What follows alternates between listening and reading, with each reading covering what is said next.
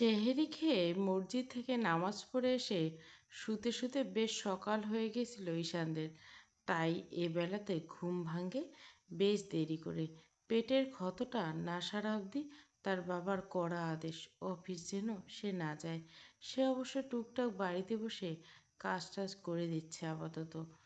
আর তাছাড়া সামলে নেওয়ার জন্য বাবা চাচারা তো আছেন। এখন তো আবার নয়নও আছে। ঈশান যখন ঘুম ভাঙে তখন বেলা বেশ। যথারীতি পুরো রুমে কোথাও তিতিরের ছায়া দেখতে পেল না সে। সকাল সকাল হুট করে মেজাজ বিগড়ে গেল। মেজাজ বিগড়ে যাওয়ার আবার নিজের উপর ক্ষিপ্ত হলো সে। ঘুম ভালো হয়েছে, কারো ডাকাডাকিতে ভাঙেনি। আবহাওয়া ঠিকঠাক, শরীরও তাই। তাহলে আচমকা মেজাজ খারাপ হওয়ার কারণ কি থাকতে পারে? হিসাব মিলল না তার। উপর থেকে কম্ফোর্টটা সরিয়ে বেশ নিচে নেমে যাওয়া কালো রঙের ট্রাউজারটা টেনে উপরে তুলল। উদাম শরীর যথাযথ যেমন থাকে আর কি। হাত বাড়িয়ে এসির রিমোটটা নিয়ে এসি বন্ধ করে ফ্রেশ হতে ঢুকলো বাথরুমে। একেবারে শাওয়ার নিয়ে বের হলো। ধীরে সুস্থে দীর্ঘশ্বাস ফেলে নিজের পেট এবং হাতের নতুন করে ব্যান্ডেজটা করে নিল। কোমরে জড়ানো আধ ভেজা দেওয়ালাটা খুলে প্যান্ট পরে নিল। গায়ে জড়ালো হালকা একটা ব্ল্যাক টি শার্ট। ছাদে যাবে হালকা ওয়ার্কআউট করতে। বেরোতে আর চোখে তাকালো তিতিরের ঘরের দিকে। দরজা মতো ঘুমাচ্ছে হয়তো। শাওয়ার নেওয়ার ফলে যতটুকু মেজাজ ঠিক ছিল, আবার আচমকা সেটা তিরতির করে বিগড়ে গেল। না, মহা সমস্যায় পড়া গেল তো। ইচ্ছে করছে সজোরে লাথি মারল তিতির দরজায়।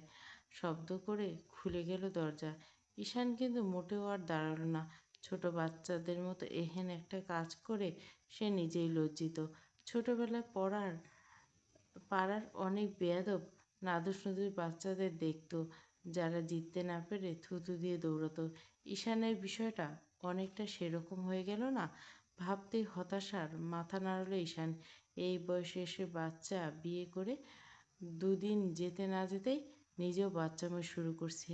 ছাদে এসে দাঁড়াতে চোখ পড়ল এক কোণায় ঘেঁষে দণ্ডায়মান নুড়ির দিকে। কারোর সাথে কথা বলছিল হয়তো। কপালে ভাঁজ পড়ছিল। এ সময় ছাদে কাজ কি এ মেয়ের? নুড়ি ততক্ষণে দরজায় শব্দ পেয়ে ঘুরে দাঁড়িয়েছে। ঈশানকে দেখে মুখটা ফ্যাকাশে হয়ে গেল। ঝটপট ফোন কেটে ওড়না আড়াল করলো। ঈশান এসে দাঁড়িয়েছে নুড়ির পাশে। গম্ভীর গলায় বলল, আমাকে দেখে কল কাটার কী হলো? তোরা কি বাচ্চা এখন যে লুকিয়ে লুকিয়ে কথা বলতে হবে এখনো? নুড়ি কাচুমাচু করলো খানিকটা। ধীর গলায় বলল, কথা শেষ ভাইয়া। ঈশান আর চোখে পরখ করলো বোনকে। চোখটা রক্তিম দেখাচ্ছিল। কাঁদছিল কি? ভার্সিটি যাসনি? শরীর ভালো লাগলো না? নিশি একা গেছে? গাড়ি নিয়ে গেছে? ঈশান কথা না বলে চুপ করে দেখে শ্যামলাবর্ণ মুখটা। কাঁপছে মেয়েটা। আশ্চর্য, তাকে দেখে এরা এত ভয় পায় কেন? ভয় পায় না একমাত্র তিতিরটা? বোন থাকতেই পায়নি? মুখে মুখে তর্কে পিএইচডি, এখন তো আবার বউ হয়েছে। ভুল বুঝেও আরও শক্তপোক্ত মানসিকতার বউ যাকে বলে। অবশ্য ভুল বুঝেনি, বোঝানো হয়েছে। যে কাজটা স্বয়ং নিজে নিজ হাতে করেছে। নুড়ি তখনও মাথা নিচু করে মেজের পায়ে আঙুল ফোটাচ্ছে। তুই কি কিছু বলতে চাস? ঈশানের প্রশ্নে চকিত হয় নুড়ি। তাকায় ভাইয়ের দিকে। দুদিকে মাথা নাড়ে সজোরে। বোঝায় বলতে চায় না। ঈশান দীর্ঘশ্বাস ফেলে, হতাশ হয়ে যেন। গম্ভীর গলা বলে, নাইমকে তোর কেমন লাগে? নুড়ি আরেক দফা চমকায়। কেমন লাগে মানে কি? কোন নাইম? বড় ভাইয়ের ওই বন্ধুটা? চিনছিস তো না আবার নাকি? উপর নিচ করে মাথাটা চিনেছে সে। কেমন লাগে? তোমার বন্ধু? নিশ্চয় ভালো। ঈশান তীক্ষ্ণ দৃষ্টিতে তাকিয়ে তখনও। হুম, এটা জবাব নাই। আমার বন্ধু বলে নয়, তোর দৃষ্টিতে। নুড়ি ভেবে পায় না তাকে এসব বলার কারণ কি। ধীর গলায় বলে, আমি ব্যক্তিগতভাবে চিনি না বড় ভাইয়া। ওই দু একবার তোমার সাথে দেখছি। তোমাদের বিয়েতে এসেছিল আর সেদিন ভার্সিটি ড্রপ করে দিল ভার্সিটিতে। ঈশান হাতে ভর দিয়ে স্বাদের প্রশস্ত রেলিংয়ে বসে মোটেও দৃষ্টি সরায় না। গম্ভীর গলায় বলে, আর ইউ শিওর যেখানে নেমেছিলি সেটা ভার্সিটি ছিল? মুখের উপর রক্ত সরে যায় নুড়ির। সেদিন সে ভার্সিটির সামনে নামেনি। আদৌ সেদিন সে ভার্সিটি ছিল না। নাইম তার দিয়েছে ঈশানকে। মনে মনে মেজাজ হারায় নাইমের উপর। কি হলো, চুপ করে আসছিস কেন? ওটা কি ভার্সিটি ছিল? পরপর মনে মনে সব কথা সাজিয়ে নিল নুরি। বেশ দৃঢ় গলায় বলতেছিল, ভার্সিটির সামনে কোনো ছেলের গাড়ি থেকে নামছি দেখলে সিনিয়ররা র্যাক দেয় ভাইয়া। ঈশান কুঞ্চিত ভুরুজোড়া প্রশ্নসূচকভাবে উপরে তোলে। আমার বোনদের র্যাক দেয় কারা? সিনিয়ররা। কিছু আমাকে আর বড় অপুকে কখনো কিছু বলেনি, যদি বলে আর কি। নুরি মাথা নিচু করে ফেলে, কণ্ঠ খাদে নামিয়ে ততক্ষণে। ঈশান হাসে নিঃশব্দে। নাইম খুব ভালো ছেলে, আমার বন্ধু, আমি চিনি। এতদিন ওকে নিয়ে আমার আলাদা পরিকল্পনা ছিল, এখন নেই। পরিকল্পনা সাজিয়ে ওকে হাট করতে চাইছি না, ঠকাতে চাইছি না। বেস্ট ফ্রেন্ড ও, আমার ভরসা করে, ওকে ঠকানো উচিত না, কি বলিস?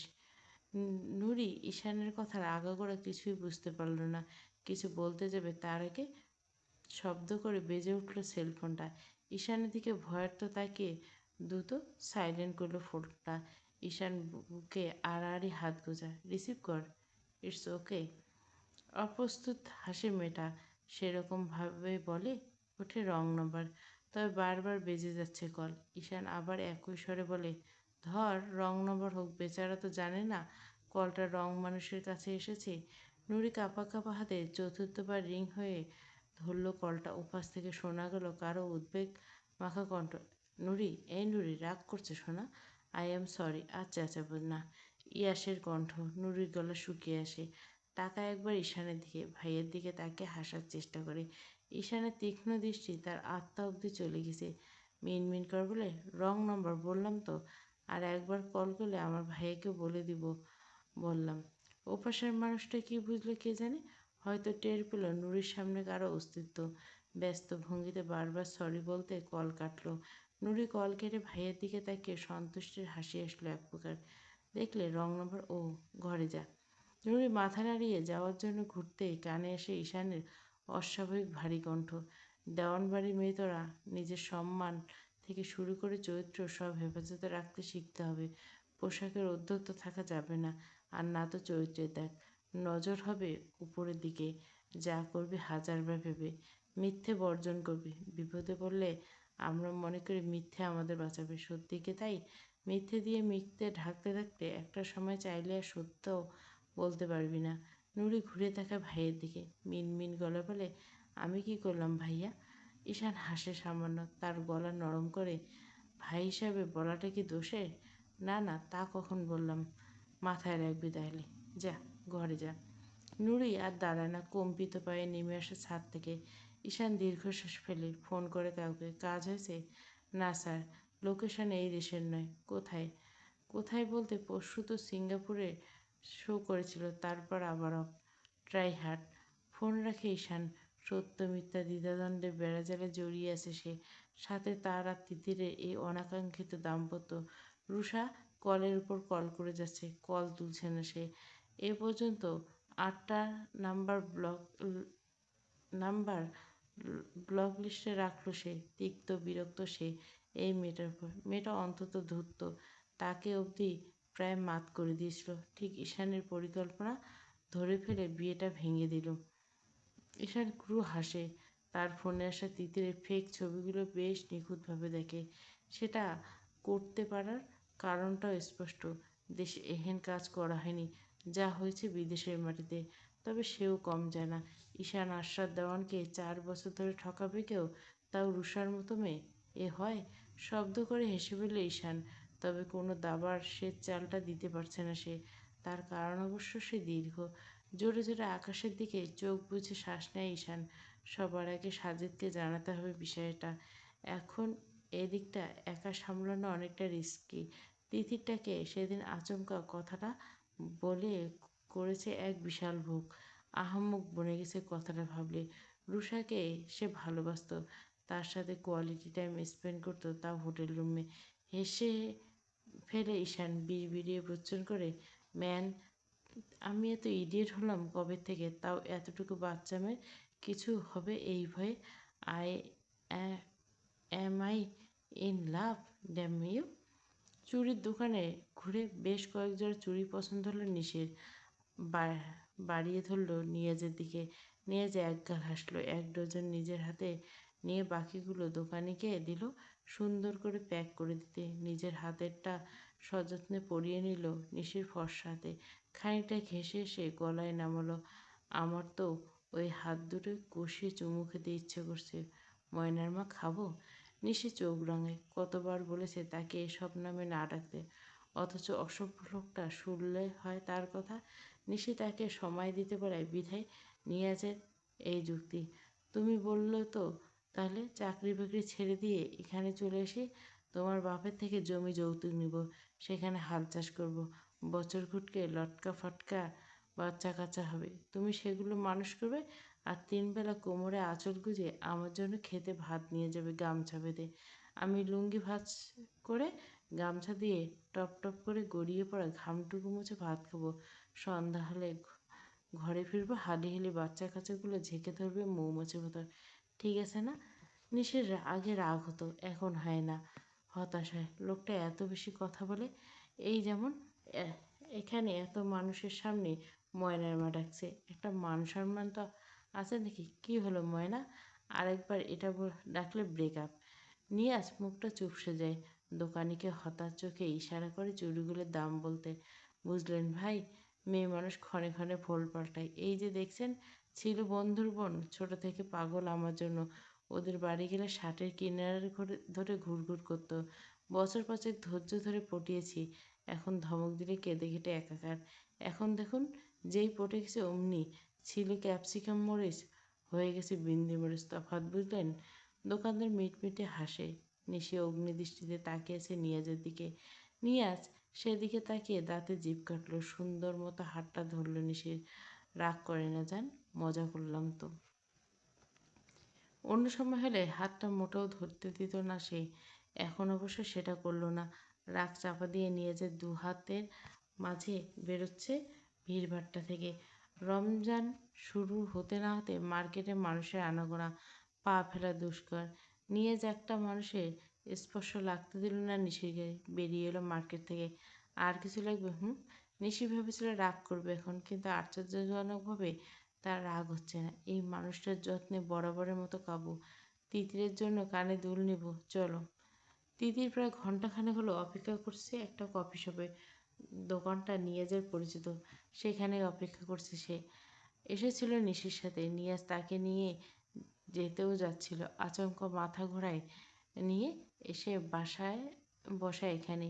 নিশির মজাটা নষ্ট করতে চায়নি বিধায় খানিকটা অসুস্থ লাগার পরে নিয়াজ আর নিশিকে পাঠিয়ে দেয় মার্কেটে। সে অপেক্ষা করছে, রোজার দিন সুতরাং রেস্তোরাঁয় 2-1 জন সনাতন ধর্মের কাস্টমার ছাড়া মুসলিমদের আনাগোনা কম। যারা আছে তারা অবশ্য ছোট বাচ্চাদের নিয়ে বসা, তাদের খাওয়াচ্ছে মূলত। তিতির মোটেও বিরক্ত হচ্ছে না। রেস্তোরাঁর পরিবেশটা বেশ সুন্দর। দোতলায় সে যেখানে বসা সেখান থেকে চমৎকার আশপাশটা ভিউ দেখা যাচ্ছে। রোজা না থাকলে এই ক্যাপুচিনো নেওয়া তার সামনে ধীরে সুস্থে চুমুক দিচ্ছে সেটায়। তিতির হঠাৎ একটা অচেনা মেলি কণ্ঠে ফিরে তাকায়। তিতির একজন অতি সুন্দরী রমণী দাঁড়িয়ে। বয়স ঠাহর করতে পারল না ঠিকঠাক। 25-এর নিচে কোনোভাবেই হবে না। অবশ্য বয়সের ভাঁজ নেই শরীরে মুখে। সে একদম চিনতে পারল না। তবে তার নাম দেওয়া সৌজন্যমূলক হাসল। মেয়েটা হয়তো তাকে চেনে। মেয়েটা এগিয়ে এসেছে ততক্ষণে। কড়া পারফিউমের গন্ধ এসে লাগছে নাকে। পরনে আটশার্ট, পার্পেল কালারের 3 পিস, চোখে বড় বড় সানগ্লাস, মাথাটা উপরে তোলা, জামার সাথে মিলিয়ে গাঢ় লিপস্টিক, পাতলা ঠোঁট জুড়ে পিঠ অব্দি পাতলা স্ট্রেট করা চুলগুলো বড্ড ঢিলে করে গ্লেসারে লাগানো। মেয়েটির পোশাকে আভিজাত্য ছোঁয়া স্পষ্ট বুঝতে পারি। মেয়েটার মিহি কণ্ঠে কানে আসতে তিতির মৃদু হেসে মাথা নাড়ল। প্রায় সঙ্গে সঙ্গে চেয়ার টেনে বসালো সে।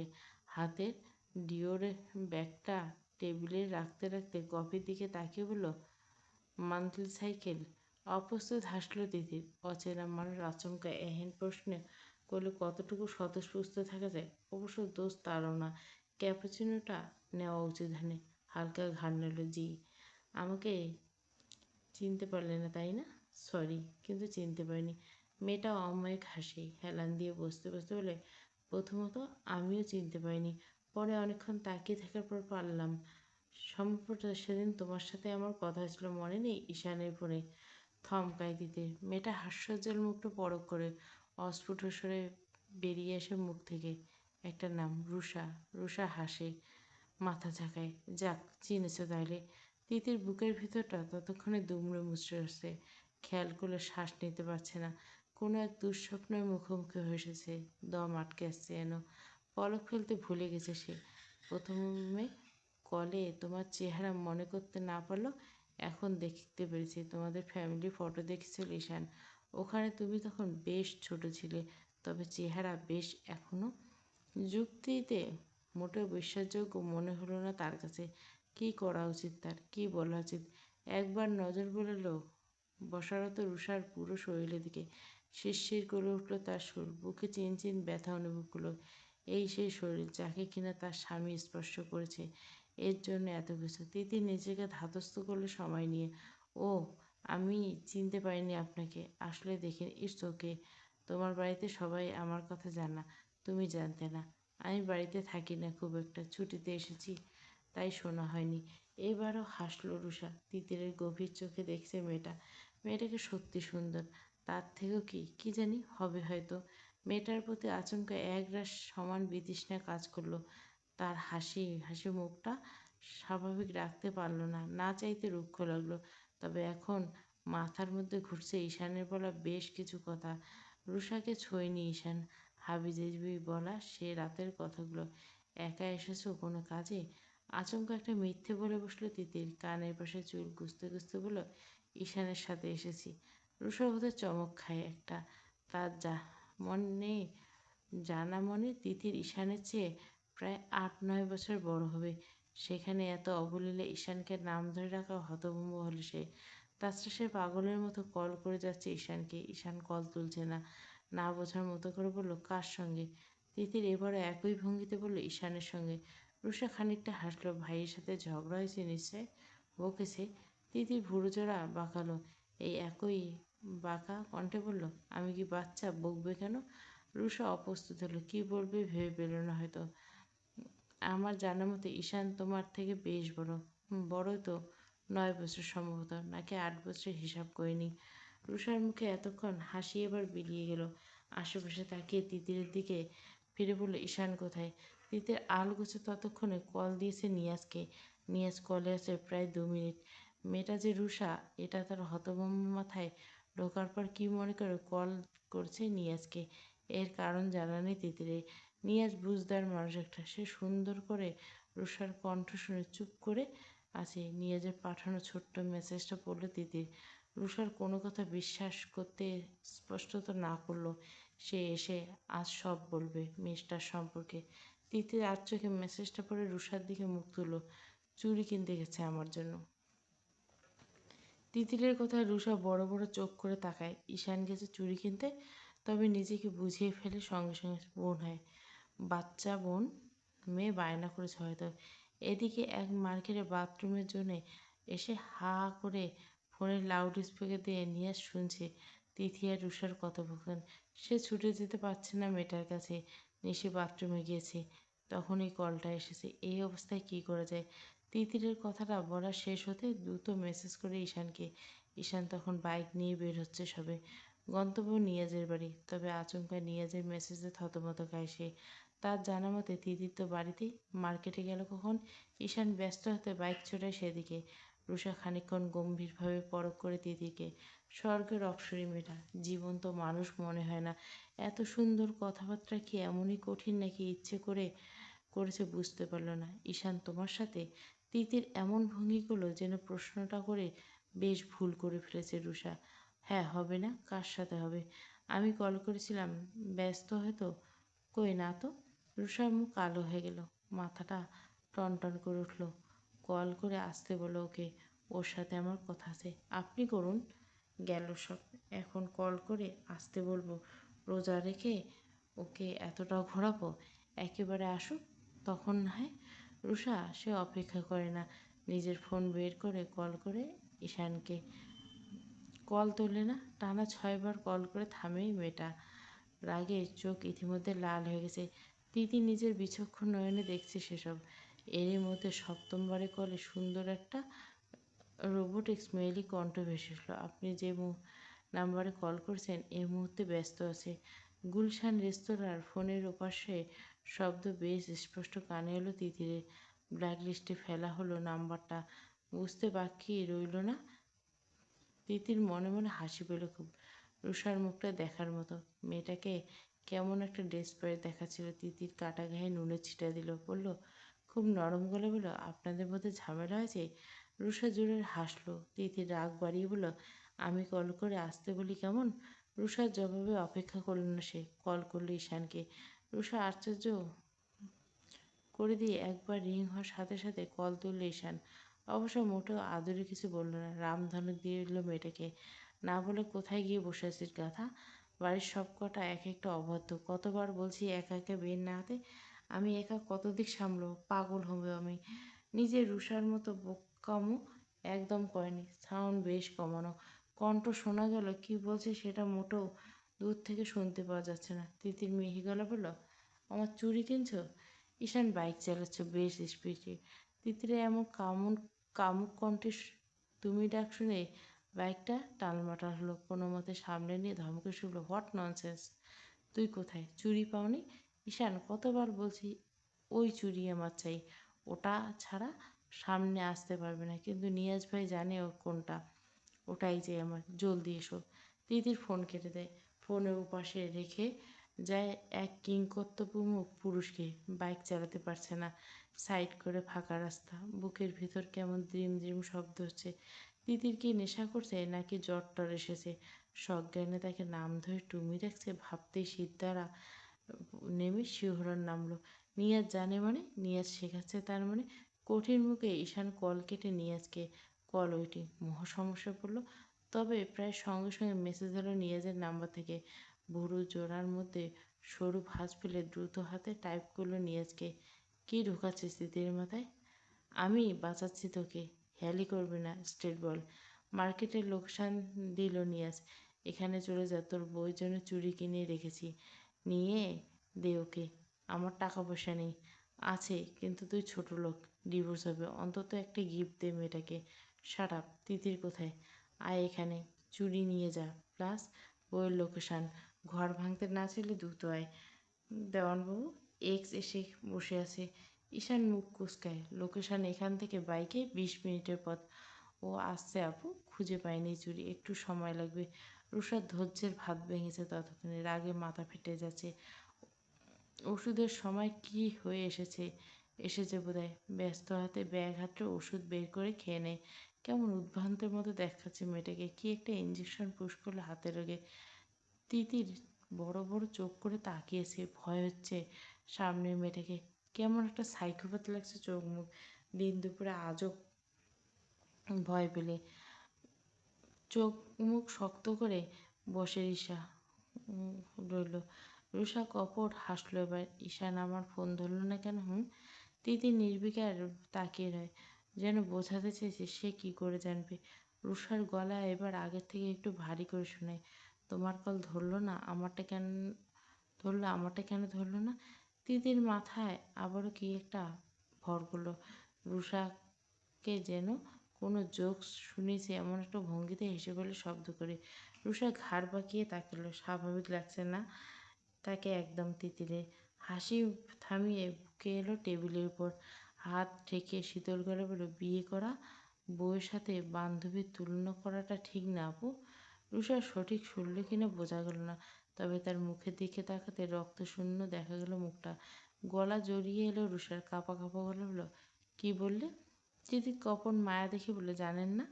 কেমন বন্ধু আপনার? মন মালিন্য বোধহয় একটু বেশি হয়েছে, না হলে বিয়েতে দাওয়াত দিল না।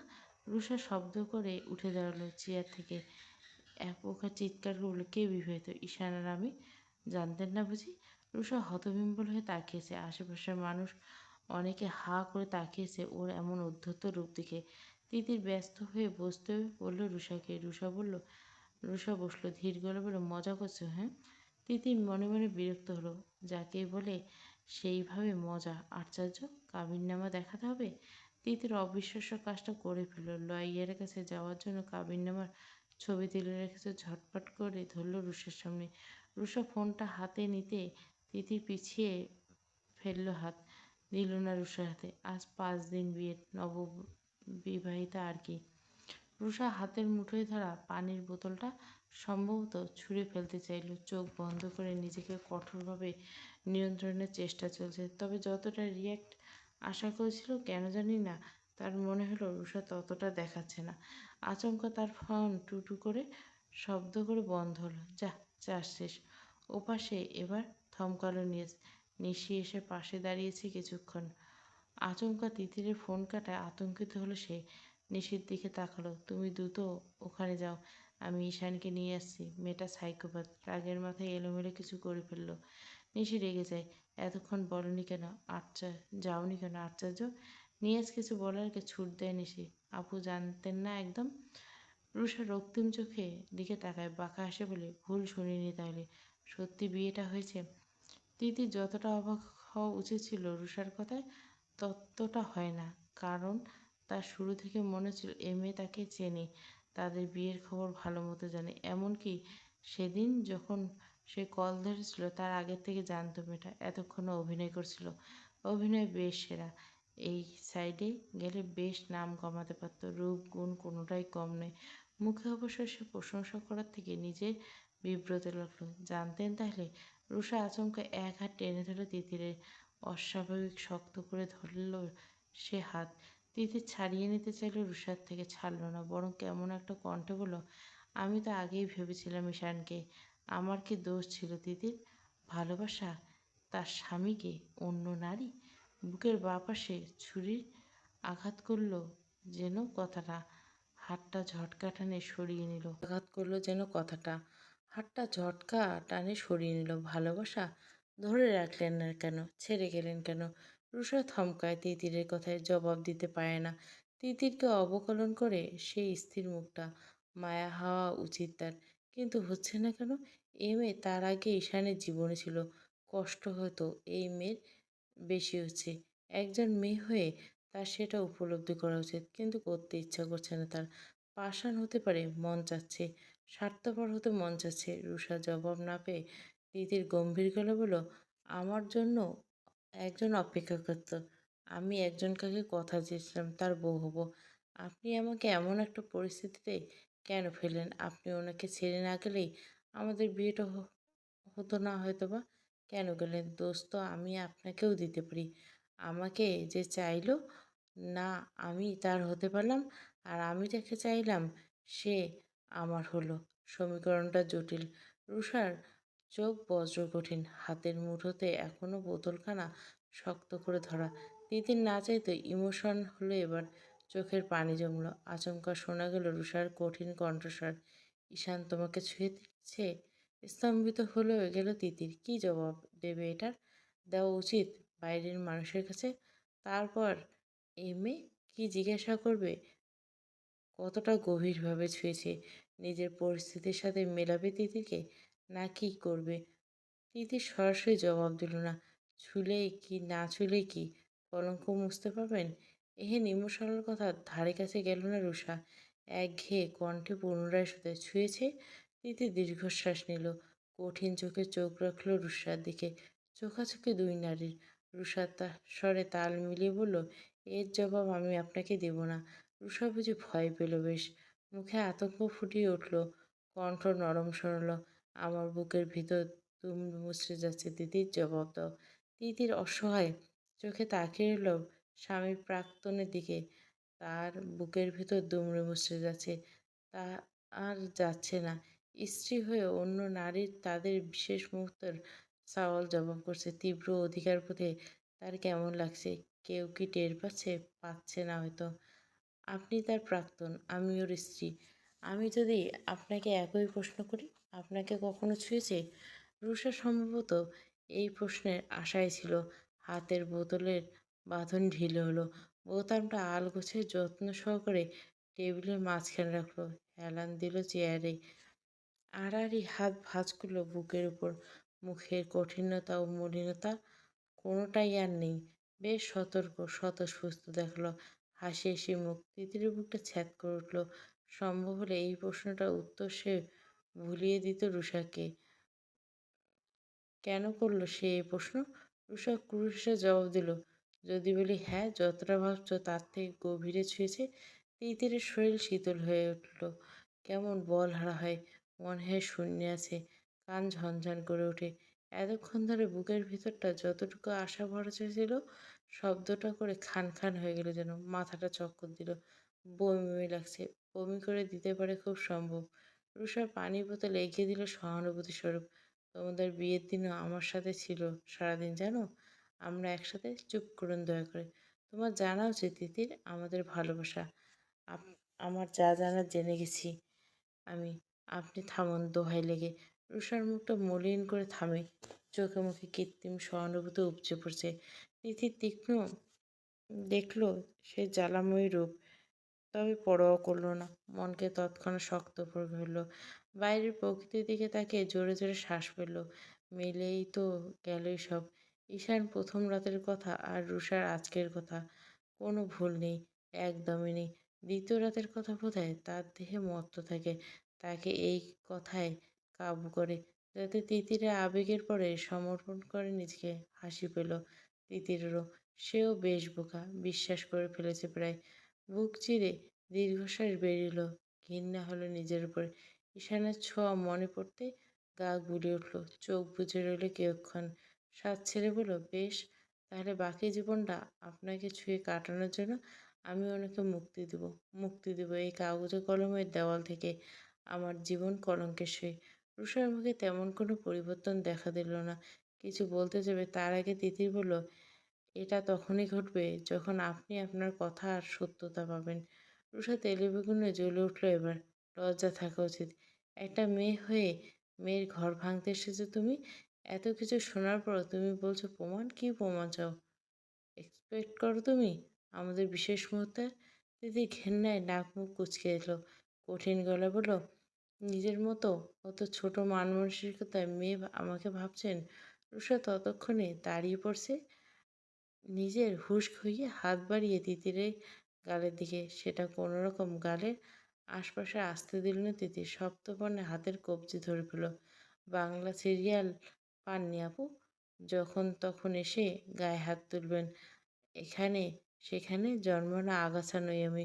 বাপের বাড়ি মায়ের বাড়ি দুই অতি জৌলুসের পূর্ণ পরিবারের রক্ত আমার গায়ে। রেহনুমা আশার তিথির এত সস্তা এখনো হয়নি। যে নারী বিয়ের আগে সতীত্ব বিলিয়ে দিছে সেই দাবি করে তার হাতে চর খাবো? No never. ঘর থেকে ঘোর থেকে বের হন আপু। লজ্জা আপনি করুন। নারী জাতিকে সম্মান করলেন না তো ধর্মকে। সব দিক থেকে কলঙ্ক আপনি। হারাম জিনিস করে সেই পাপ নিয়ে খোদার কাছে অভিযোগ করতে মুখে লাগাম দেবেন একটু? খোদাকে তো একটু ভয় করুন। ঝটকা দিয়ে সরিয়ে দিল তিতির রুষার হাতটা। লাল নীল হয়ে গেছে মেয়েটার মুখ, অপমানে বেশ জায়গা মতো লেগেছে। তিতির আবার বাঁকা হাসে। আমার স্বামীর সাথে যা বোঝাপড়া তা আমি করে নেব। আপনার কথায় আমি সিদ্ধান্ত নেব না। বিয়ে তাকে করেছি আমি, সুতরাং কোনো তৃতীয় ব্যক্তির কথা শোনা আমার ধাঁচে নেই। রুষা ফুটে উঠল, তৃতীয় ব্যক্তিকে? আমাকে আগে? এক কথা বারবার বলবেন কেন? লেবু বেশি কচলালে তিতা লাগে, জানেন বোধহয়। আশেপাশে মানুষ আছে, চিৎকার করে নিজের ভার্জিনিটি খুইয়েছেন বিয়ের আগে। এহেন নির্লজ্জ কথাবার্তা জাহির করবে না। আপনার মান সম্মান না না থাকতে পারে, দেওয়ান পরিবারের বড় বউ হিসেবে আমার আছে। আর রইল বাকি আপনার কথা, আগে কি ছিল বা না ছিল সে হিসাব দেখাবেন না আমাকে। আপনি হারামে ছিলেন, আমি হালাল। সুতরাং খোদা কার কাছে বেশি সদয় হবে বোঝার কথা তো। আশা করব ন্যূনতম লজ্জা থাকলে অন্যের স্বামীর দিকে চোখ তুলে তাকাবেন না। তিতির এক সেকেন্ডও দাঁড়ায় না সেখানে। নিজের পাশ হাতে নিয়ে দ্রুত বিল মিটিয়ে বের হয় সেখান থেকে। পিছনে রেখে যায় রাগে ক্রোধে পড়া মুছে যাওয়া এক অবয়ব নারী। ঈশান নিয়াজ নিয়ে ততক্ষণে এখন পৌঁছেছে। তিতির ততক্ষণে বেরিয়ে গেছে এখান থেকে। ভিতরে এসে রুষা আর তিতির কাউকে দেখতে পেল না ঈশান। দরদর করে ঘামছে ছেলেটা, নিশিকে দেখতে পাচ্ছে না। নিয়াজ দ্রুত কল করে নিশিকে। নিশি এসেও পায়নি তিতিরকে, রুষাকে সে চেনে না বিধায় এখানে রুষা ছিল কি না বলতে পারছে না। সিঁড়ি দিয়ে নামতে যাবে তখনই ব্যস্ত হয়ে উঠতে দেখা গেল নিশিকে। মেয়েটার চোখ মুখ কেমন শুকিয়ে গেছে। সে এতক্ষণে নিয়াজের সাথে ছিল, এসব চিন্তায় এক নিমেষে ভুলে গেল ভাইকে দেখে। ঝরঝর করে কেঁদে ফেলল। ভাইয়া বারবিকিয়ে পাচ্ছি না। ঈশানের রুহু আত্মা সব শুকিয়ে গেছে। ব্যস্ত হয়ে তাকালো নিয়াজের দিকে। তুই হেয়ালি না করলেও আসতে পারিস। নিয়াজ মুখে চূড়ান্ত গম্ভীর অপরাধ বোধে ছেয়ে গেল।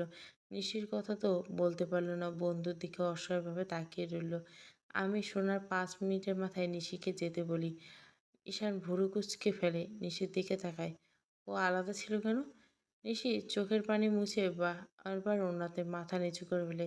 ফুপি ফুপি জবাব দেয়, ভাইয়া ওর মান্থলি প্রবলেমের সময় খুব প্রবলেম হয়, মাইগ্রেন বাড়ে, পেট ব্যথায় সেন্সলেস হয়ে যায়, বমি করে ভাসি ফেলে। ঈশানের বুকের ভিতর ধক ধক করছে। বোনকে কঠিন করে বলল, তাহলে বেরোতে গেলি কেন? আমি না করেছিলাম। ওর কিছু পার্সোনাল জিনিসপত্র রাখতো। আমি বলেছিলাম আমি নিয়ে আসবো। তোমাকেও বলতে বলেছিলাম। তাও ও রাজি হয় নাই। মার্কেটে ঢোকার সাথে সাথে মাথা ঘুরে যায়। নিয়াজ ভাইয়ের সাথে দেখা হয়। আমরা ওকে এখানে আনি। নিয়াজ ভাইয়ের পরিচিত বলে। চুপ করলো নিশি। কান্নার তোরে কথা জড়িয়েছে।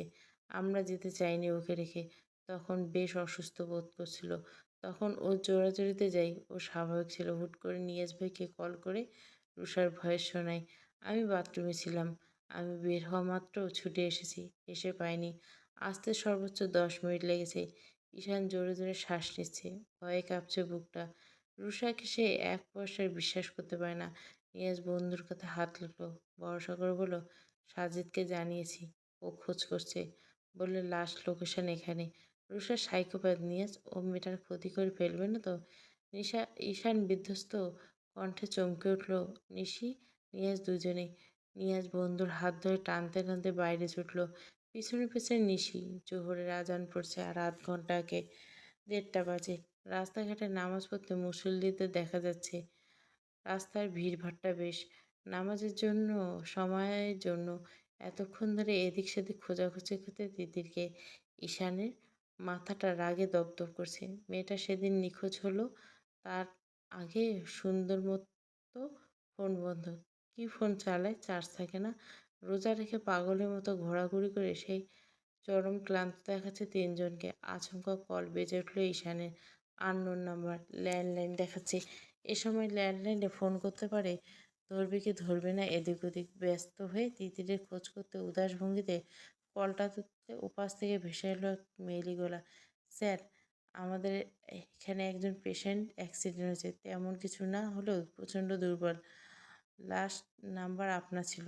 আইডি কার্ড আছে পার্সে। রেহনুর নাম। ঈশান উত্তেজিত হয়। জানে পানি পায় যেন। কপালে আঙ্গুল ঘষে এক প্রকার চিৎকার করে জবাব দেয় মহিলাকে, জি আমার ওয়াইফ। আপনাদের লোকেশান প্লিজ একটু দ্রুত বলুন। Sir, city hospital. নিয়াজ নিচের দিকে ইশারা করে নিজে ছুট লাগায়। নিজের রয়্যাল ইনফিনিটি খানা নিয়ে নিয়াজ গাড়ি আনেনি। নিশি তিতিরে রিকশায় ঘুরতে যাওয়ার বায়না। দ্রুত সিএনজি দাঁড় করে নিশিকে নিয়ে উঠে বসে। সিটি হসপিটালে খুব একটা দূরে নয় এখান থেকে। মিনিট 10। এর মধ্যে ছুটল ঈশান। উন্মাদের মতো ছুট পৌঁছলে 5 নম্বর ফ্লোরে। তিতিরে জ্ঞান ফেরেনি। ডাক্তার ঈশানকে দেখে একগাল হাসলো। অবাক হলো সম্ভবত। ততক্ষণে হন্তদন্ত হয়ে নিয়াজ ও নিশি এসেছে। ঈশান পাশে। নিয়াজকে দেখে হাসির প্রেশার আর বাড়াল না। ওরা অবাক হলো বই। নিশি নেম প্লেটে খেয়াল করলো গোটা গোটা অক্ষরে লেখা ডাক্তার Riyad. Long time no see hi. Ishan হাসার চেষ্টা করলো। পুরনো বন্ধু রিয়াদ তার। বহু বছর আগে দেখা। অন্য সময় হলে উচ্ছ্বাসিত হতো সে। আর নিয়াজ। তবে এই মুহূর্তে কারো এ মানসিকতা নেই। তিনজনে ব্যস্ত তিতিরকে খুঁজতে। ঈশান হা মিলিয়ে অস্থির গেল বলল, রেহনুমা হেলাল। রিয়াদ মাথা নাড়ে। Room number 107। তোরা? আমার কাজিন। নিয়াজ। নিশি থমকায়। ঈশান বউ পরিচয় দিল না। কাজিন বলল। এই মুহূর্তে সেটা নিয়ে জলঘোলা করলো না। ডাক্তার রিয়াদ সম্ভবত খুশি হলেন। রিসেপশনিস্ট মেয়েটা ভুল শুনেছিল তাহলে। মেয়েটা ম্যারিড নয়। ঈশান ইশারা করলো তার সাথে আসার। ঈশান ব্যস্ত পায়ে এগোলো সেদিকে। তিতির জ্ঞান ফেরেনি। রাস্তার বাইকের সামনে পড়ে মেয়েটা। বাইকার খুব সাহসের সাথে থামিয়ে ফেলে। তবে হালকা চোট পেয়েছে। সাথে শরীর দুর্বল থাকে সেন্স হারায়। ঈশান মেয়েটাও বেশ উইক। অ্যানিমিয়া আছে প্রচণ্ড রকমের। হিমোগ্লোবিন খুব কম, সাথে পিরিয়ড চলছে, মেবি মেন্টাল ট্রমা আছে, একটু দেখে শুনে রাখবে কে? ঈশান কাতর চোখে এলোমেলো চুলে পড়ে থাকা মেয়েটিকে নিশি গিয়ে ততক্ষণে বোনকে বুকে জড়িয়ে দিল আর টুকটাক কথা বলে বেরিয়ে গেল। নিয়াজ এবার ধরলে ঈশানকে, ও তোর কাজিন, তুই নিশিকে নিয়ে আমার বাইকে আয়, আমি ওকে সিএনজিতে নিয়ে যাই, আমার কথার জবাব দে তুই। ঈশান বিরক্ত হয়, আগে এত মানুষকে জানাতে চাচ্ছি না আমি। রুষাকে তো চিনিস, রুষা এর আগে দুনিয়াদারি জানিয়েছিল ও আমার গার্লফ্রেন্ড, ফ্রেন্ড সার্কেল কারো জানতে বাকি নেই। এখন বিয়ে করছি তিতিরকে, রিয়া তার সুবিধার না, জানিস তো তুই, ঝামেলা করতে ওস্তাদ। রুষা মানসিক রুগী, ওকে এসব বলে খেপিয়ে তোলার মনে আছে? আজ তিতিরকে ও কিছু করে ফেললেনি, আল্লাহর কাছে হাজার হাজার শুক্রিয়া, ওকে সুস্থ রাখতে ওস্তাদ। রুষা মানসিক রুগী, ওকে এসব বলে খেপিয়ে তোলার মনে আছে? আজ তিতিরকে ও কিছু করে ফেললেনি, আল্লাহর কাছে হাজার হাজার শুক্রিয়া, ওকে সুস্থ রাখতে, হেফাজত রাখতে দুনিয়া থেকে 2.5 লাখ ক্ষতি কী? নিয়াজ সন্তোষ প্রকাশ করে ঈশানের যুক্তিতে সত্যি বলছে সে। রুষা যতই মানুষ ঈশানের সাথে বিচ্ছেদ বা তিতিরের সাথে বিয়ের কথা জিজ্ঞাসা করবে, মেয়েটা তত মানসিকভাবে ভয়ঙ্কর হবে, তত তিতিরের ক্ষতি করে হাত ধুয়ে পড়বে। দেওয়ানবাড়ি সবার মুখে চিন্তার ভাস। দুপুরের পর তিতিরকে জ্ঞানহারা অবস্থায় নিয়ে এসেছে ঈশান। দরজা খুলে তিতিরকে ঈশানের কোলে এমন অবস্থা থেকে চিৎকার চেঁচামেচি পড়ে গেছে গোটা বাড়িতে। চন্দ্রা দেওয়ান উপরে যেতে পারছেন না, নাতনির কাছে সিঁড়ি ভেঙে অনবরত দোয়া পড়ে যাচ্ছেন। এখান থেকে গিন্নিরা পরপর এসে দেখে যাচ্ছেন মেয়েকে। রাইসুল দেওয়ানরা 3 ভাই অফিস থেকে ছুটে এলেন। ঈশান গম্ভীর মুখে শাওয়ার নিয়ে বেরোলো। ঘরের মধ্যে প্রচণ্ড ভিড়, একের পর এক সবাই এসে ভিড় করছে।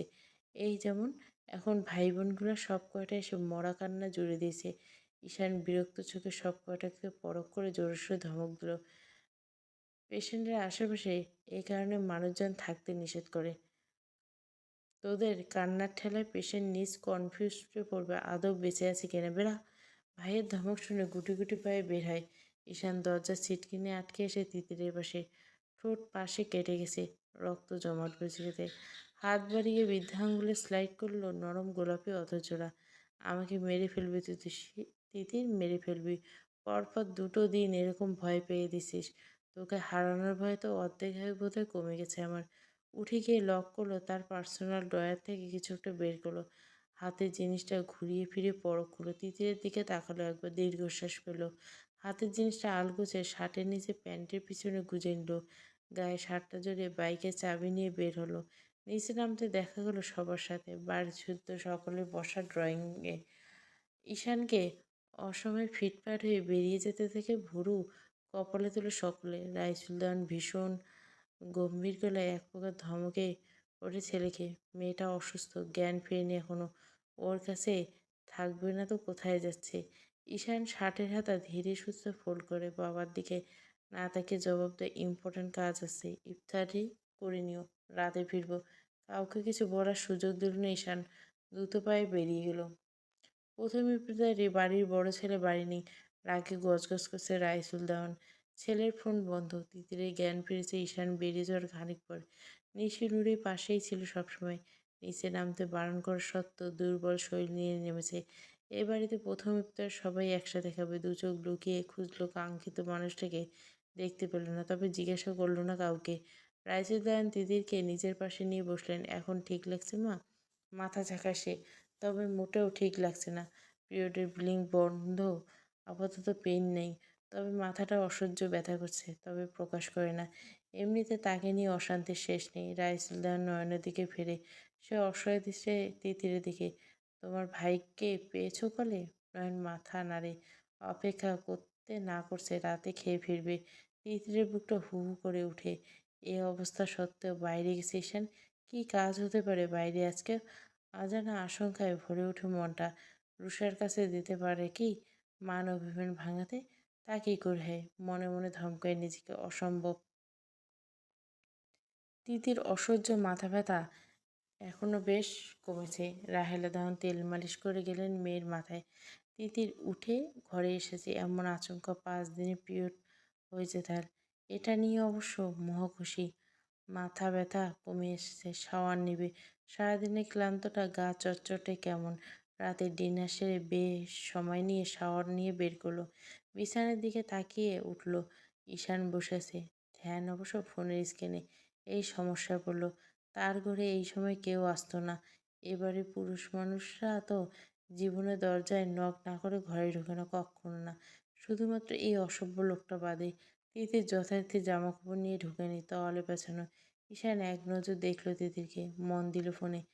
ক্যাটক্যাটে গলা জবাব দিল, এমন চুপসে দাঁড়িয়েছিস কেন? এমন না তো দেখিনি। আরও অনেক কিছু দেখেছি। জামাকাপড় পরে ঘরে চল। তিতির কাঁচুমাচু করে বেরিয়ে আলনার উপর হাতে সুতির ওড়নাটা পেঁচায়। আলমারি খুলে দ্রুত হাতে জামাকাপড় নিয়ে বাথরুমে ঢোকে। বের হয় কিছুক্ষণের মধ্যে। ঈশান যথারীতি বসা থেকে সেখানে।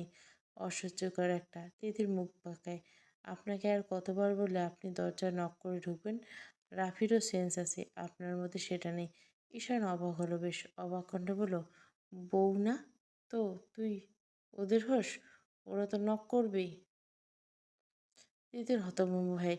মাঝে মাঝে ঈশানের হুটহাট কথায় চমকে যায় তার।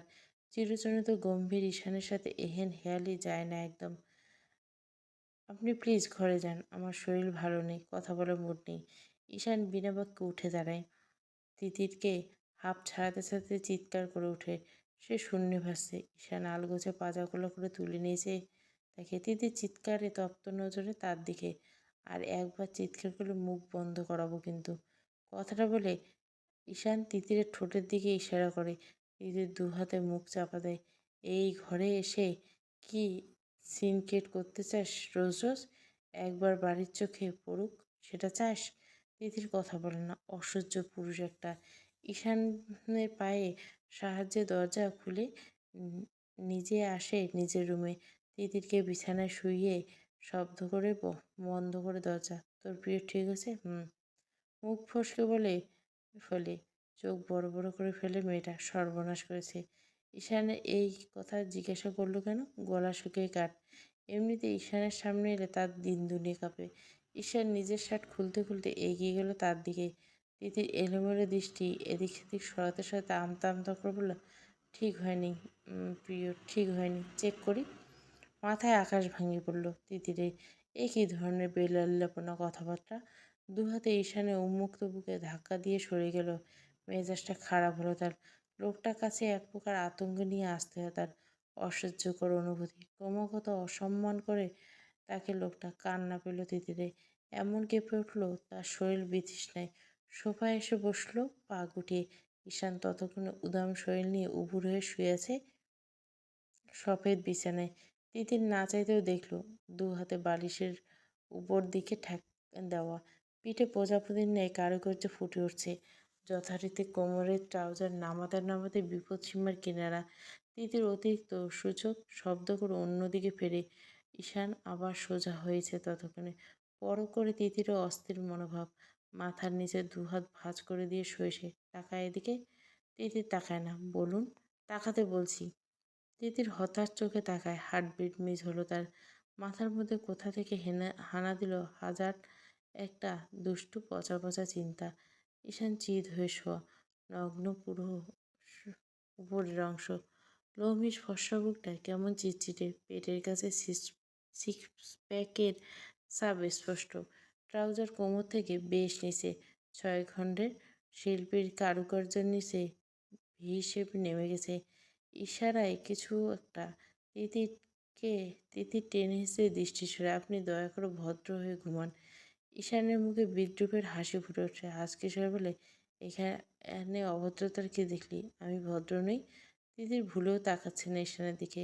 বাঁকা হয়ে আছে। জামা কাপড় পরে তারপর সোজা হয়ে শুতে কি সমস্যা? প্যান্ট তো জীবনে উপরের দিকে দেখলাম না। আর একটু তুলতে সমস্যা কি? ইস, সবই দেখা যাচ্ছে। রাগ করবে নাকি হাসবে বুঝতে পারল না ঈশান। মেয়েটাকে ইচ্ছে করে খেপাচ্ছে। রুষার কথা সরাসরি জিজ্ঞাসা করে মানসিক প্রেশার দিতে চাইছে না। তবে মনোভাব বুঝতে চেষ্টা করলো। আনমনা ভাঙল। আকর্ষণীয় ভঙ্গি হাসকিসে বলল, আমার ঘর, আমার বিছানা, আমার শরীর। আমি কিভাবে শুভ তোর কাছ থেকে শিখতে হবে। তিতির মুখ বাঁকায়, অসহ্য লাগছে তার। রুষার কথাগুলো ঘুরপাক খায়। এ লোকে তার সামনে আসলে প্রমাণ না পাওয়া পর্যন্ত শান্ত হবে না তার মন। তবে যে কোনো তার দৃঢ় বিশ্বাস ওই মেয়েকে কিছু একটা মিথ্যে নিশ্চিত বলেছে। তার অবচেতন তাকে জানাচ্ছে সে কথা। তিতির বিড়বিড় করলো এবারে, অভদ্র কি সাধে বলি। ঈশান স্পষ্ট শুনল সেটা। বিছানা ছেড়ে উঠে বসতে আতঙ্কিত হলো তিতির। নিজের রুমে নিশ্চিন্তে অন্তত ঘুমানো যায়। এই ঘরে এর লোকের সাথে থাকলে না লোককে ভরসা করে, আর না নিজের বেহা মনকে ভরসা করতে পারে। তিতির গুটিসুটি মেরে ততক্ষণে জায়গা করে নিচ্ছে সবাই। এক বিছানা অসম্ভব। এত বড় বিছানায় সোফা শুয়েছিস কেন? ঈশানের প্রশ্নের জবাবে কাট কাট গলায় বলল, আমার ইচ্ছে। বাংলা সিরিয়াল দেখে শিখেছিস এসব? বেডে আয় কুইক। আপনার সমস্যাটা কোথায় বুঝতে পারছি না। আপনি ভালো মতন ঘুমান। আমাকে টানা হাসড়ার মানে কি? নাটক কম করে বিছানায় আয়, ঘুমাবো। তার বিছানায় যাওয়ার সাথে ওনার ঘুমানোর কী সম্পর্ক বুঝল না তিতির। অসহ্যকর। এই এটা পুরুষ। আপনি ঈশান ভাই ক্ষণে ক্ষণে রং পাল্টান। ভাইয়ের একটা অসহ্য লাগে আজকাল ঈশানে। কঠিন গলায় বলল, আমার সেই রঙে রঙিন না হতে চাইলে দ্রুত আয়। আর যেন বলতে না হয়। আর একবার বলতে হলে চোখের সামনে খালি লাল রং দেখাবো। দিদির ঠোঁট উল্টে প্রশ্ন করে, অন্য রঙে কী সমস্যা? ঈশান ঘুরে বিছানার দিকে যাচ্ছিল। তিতির এহেন প্রশ্নে জবাবে থমকে ঘাড় বাঁকায়। কেমন একটা অশ্লীল হাসি দেয়। হাসকিশোরে বলে ওঠে, all I oh red now, all I see is. তিতিরের হাত পা সিটিয়ে যায়। এই মুভি ঈশান ভাইও দেখেছে। গা রি করে ওঠে শিহরণে। কোনো মতে বলে ওঠে, সি কি অশ্লীল। এসব মুভি দেখেন আপনি, অসভ্য। ঈশান বিছানার কাছে গিয়ে ফিরে আসে। আবার গাল চেপে চোখ চোখ মেলায়। মুভিটা ভালো না বুঝি? তা তুই না দেখলে জানলি কি করে? একা আমি অশ্লীল? এখন জবাব দে। তিতিরের শরীর রাগে, ঈশানের শরীরের ঘ্রাণে চোখ বুজে। ঈশানের গভীর দৃষ্টি পরখ করে বউ নামক নারীটির তির করে কাঁপতে থাকা ঠোঁটে চোখের পাপড়ি ঠোঁট দাবিয়ে চুমুতে নিষ্পিস করছে নিজের অধৈর্যরা। তবে তা করবে না। নিজ থেকে তিতির অনুমতি না দিলে এহেন কাণ্ড ঘটানো সম্ভব না তার। নিঃশব্দে হাসে, কানের কাছে মুখ নিয়ে হাসকিশোর বলে, আয় মুভিটা দেখি, ভুলে গেছি আমি। তিতির ভূত দেখার মতো বড় বড় চোখ করে ফেলে। ছিটকে সরে যেতে চায়। ঈশান ততক্ষণে বন্দি করে এনে বসিয়েছে নিজের কোলের উপর। এক হাত কোমরে টেনে নিজের সাথে মিশিয়ে অন্য হাতে ল্যাপটপ সেট করে বালিশে রেখে তিতির ছটফট করছে সরে যেতে। কোলের উপর বসে থাকতে হবে কেন? সম্ভব না। লোকটা পাগল এক নম্বরে। পাগল না শেয়ানা পাগল। আমি এসব দেখব না, ছাড়ুন। আমি দেখি বলে অশ্লীল বললি। এখন আনরোমান্টিক বউ নিয়ে জীবনে চলবো কী করে আমার? আমি আনরোমান্টিকে ভালো, ছাড়ুন। আমার চলবে না। ঈশান আশরাতের বউ চরম রোমান্টিক হতে হবে। দু একখানা খাট না ভাঙলে কিসের রোমান্টিক আবার? কেউ আবার ইলেকট্রিক শক দিচ্ছে বারবার তিতিরকে। লোকটা এত ঠোঁটকাটা কল্পনা তো ভাবেনি। গম্ভীর মুখে আড়ালে এমন বেহায়াপনা ছাড়বেন? ঈশান তিতিরের পেটের উপর খামচে ধরে রাখা হাতটা দ্বিগুণ দৃঢ় করল। নিঃশ্বাস বন্ধ করে ফেলল তিতিরের। শ্বাস আটকে যাচ্ছে। ঈশান মুখ ডুবায় তিতিরের ভেজা চুলে। প্রাণ ভরে নেশাখোরের মতো শ্বাস টানে। নাক ঘষে তিতির খামচে ধরল ঈশানের রু। ঈশান মুখে নেই এখন। বুকটা জ্বলছে। আর নড়াচড়া করলে হাতটা পেট থেকে উপরে উঠবে বলে দিলাম। মুহূর্তে কিংকর্তব্যবিমূঢ় হয়ে চুপ হয়ে যায় তিতির। ছটপটে ভাব কমে। স্বাভাবিকভাবে শ্বাস নেয়। এক হয় বন্ধ করে ফেলিস, নয়তো এমনভাবে শ্বাস টানিস আর আমার শ্বাস আটকে দিস। স্বাভাবিক হতে থাকতে পারিস না?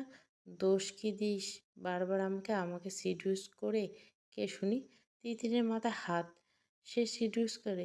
প্রথম রাতে না হয় জ্বরের ঘরে ভুল করে ফেলেছিল। বাকি দিনগুলো অ্যাক্সিডেন্টালি ভুলের উপর। তারও কোথায় দোষ? আমি মোটেও আপনাকে সিডিউস করি না। তাহলে কি আমাকে দেখে সিডিউস হোস? কথার জালে ফাঁসানোর ধান্দা? মোটেও না। আপনার কন্ট্রোলে নেই। ঈশান বাঁকা হাসে, জামা গলিয়ে হাত রাখে নরম নগ্ন পেটে। শীতল হাতে স্পর্শ।